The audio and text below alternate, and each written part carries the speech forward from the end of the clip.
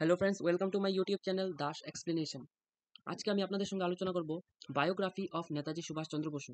আজকে আমি আপনাদের সঙ্গে নেতাজি সুভাষচন্দ্র বসুর জীবনী নিয়ে আলোচনা করব।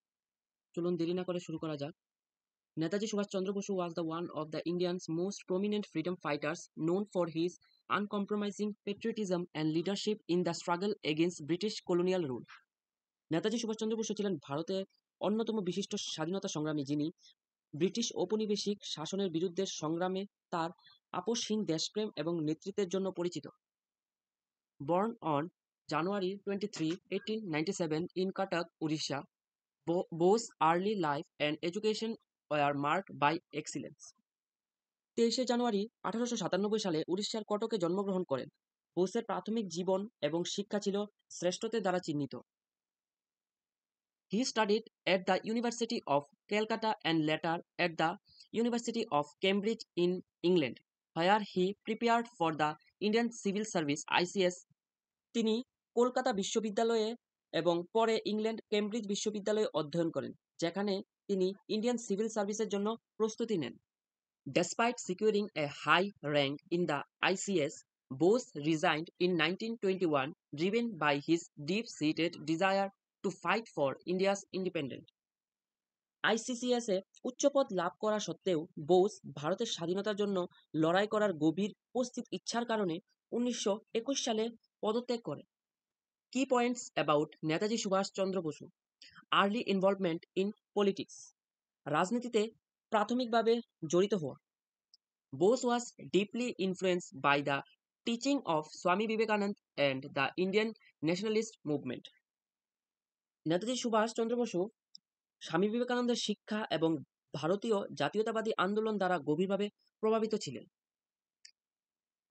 He joined the Indian National Congress (INC) and quickly rose through its ranks due to his charismatic leadership and oratory skills. তিনি ভারতীয় জাতীয় কংগ্রেসে যোগ দেন এবং তার ক্যারিসমেটিক নেতৃত্বের কারণে দ্রুত এই পদের উন্নতি হয়। Leadership in INC. আইএনসিএতে অর্থাৎ ইন্ডিয়ান ন্যাশনাল কংগ্রেসে তার নেতৃত্ব। He became a prominent leader within the INC, advocating for complete independence from British rule.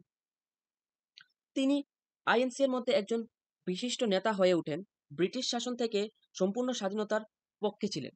A stance that often put him at odds with more moderate leaders like Mahatma Gandhi.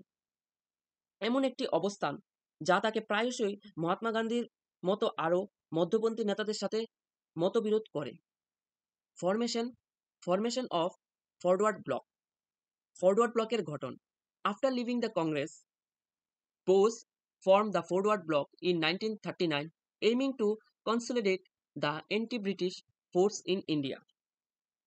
Congress ত্যাগ করার পর সুভাষচন্দ্র ভারতে British বিরোধী শক্তিকে একত্রিত করার লক্ষ্যে 1939 সালে ফরওয়ার্ড ব্লক গঠন করেন। He sought to garner support from various functions and radicalize the independence movement. তিনি বিভিন্ন দল থেকে সমর্থন আদায় করতে এবং স্বাধীনতা আন্দোলনকে উগ্রপন্থী করার চেষ্টা করেছিলেন।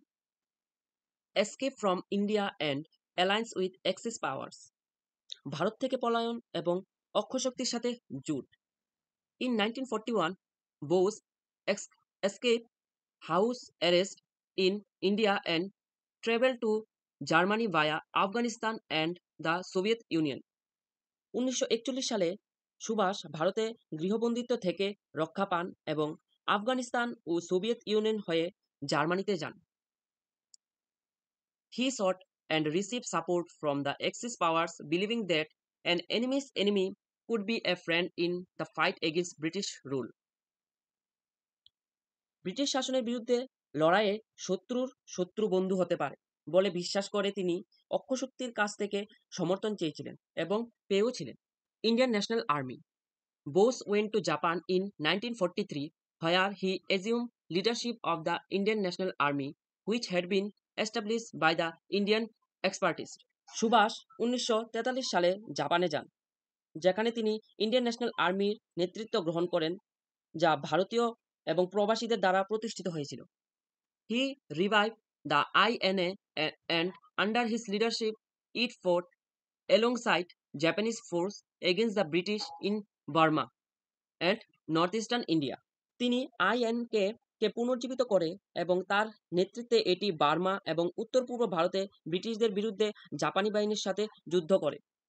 Azad Hind government Bose established the provincial government of Free India Azad Hind in Singapore in 1943, which was recognized by Axis powers and sought to mobilize Indian expertise and soldiers against British rule. Bose 1943 সালে সিঙ্গাপুরে মুক্ত ভারতের অস্থায়ী সরকার প্রতিষ্ঠা করেন, যা অক্ষশক্তি দ্বারা স্বীকৃত হয়েছিল এবং ব্রিটিশ শাসনের বিরুদ্ধে ভারতীয় প্রবাসী এবং সৈন্যদের একত্রিত করার চেষ্টা করেছিল। His famous slogan, "Give me blood and I shall give you freedom," optimized his call for armed struggle. তার বিখ্যাত স্লোগান, "আমাকে রক্ত দাও, আমি তোমাকে স্বাধীনতা দেব," সশস্ত্র সংগ্রামের জন্য তার আহ্বানের প্রতীক। মিস্টিরিয়াস ডিসঅ্যাপিয়ারেন্স, রহস্যজনক অন্তর্ধান। In August 1945, Bose reportedly died in the plane crash in Taiwan, although his death remained shrouded in mystery, with various conspiracy theories suggesting he survived and continued to live incognito. 1945 সালে আগস্টে নেতাজি তাইওয়ানে একটি বিমান দুর্ঘটনায় মারা যান বলে জানা গেছে, যদিও তার মৃত্যুর রহস্যে আচ্ছন্ন রয়েছে। বিভিন্ন ষড়যন্ত্র তথ্যের পরামর্শে তিনি বেঁচে ছিলেন এবং ছদ্মবেশী জীবনযাপন চালিয়েছিলেন বলে অনেকে বিশ্বাস করে থাকেন। Legacy, Bose's legacy is marked by his relentless pursuit of Indian independence and his belief in armed struggle as a means to achieve it. Netaji উত্তরাধিকারী ভারতীয় স্বাধীনতার জন্য তার নিরলস সাধনা এবং তা অর্জনের উপায় হিসাবে সশস্ত্র সংগ্রামে তার বিশ্বাস দ্বারা চিহ্নিত করা যায়। He remembered as a symbol of courage and patriotism, inspiring countless Indians to join the freedom struggle. তার সাহস এবং দেশপ্রেমের প্রতীক হিসাবে স্মরণ করা হয়, অগণিত ভারতীয়কে স্বাধীনতা সংগ্রামে যোগ দিতে অনুপ্রাণিত করেছিলেন।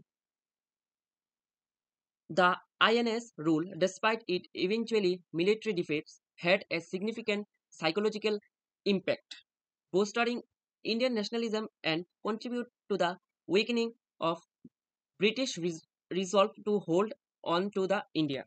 শেষ পর্যন্ত সামরিক পরাজয় সত্ত্বেও আইএনের ভূমিকা একটি উল্লেখযোগ্য মানসিক প্রভাব ফেলেছিল। ভারতীয় জাতীয়তাবাদকে উৎসাহিত করে এবং ভারতকে ধরে রাখার ব্রিটিশ সংকল্পকে দুর্বল করতে অবদান রেখেছিল। Subhash Chandra Bose's contribution to the Indian freedom struggle are testamental to his dedication and unyielding spirit.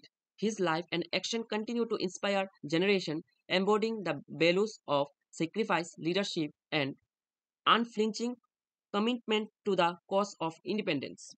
ভারতের স্বাধীনতা সংগ্রাম তার উৎসর্গীকরণ এবং অদম্য চেতনার প্রমাণ।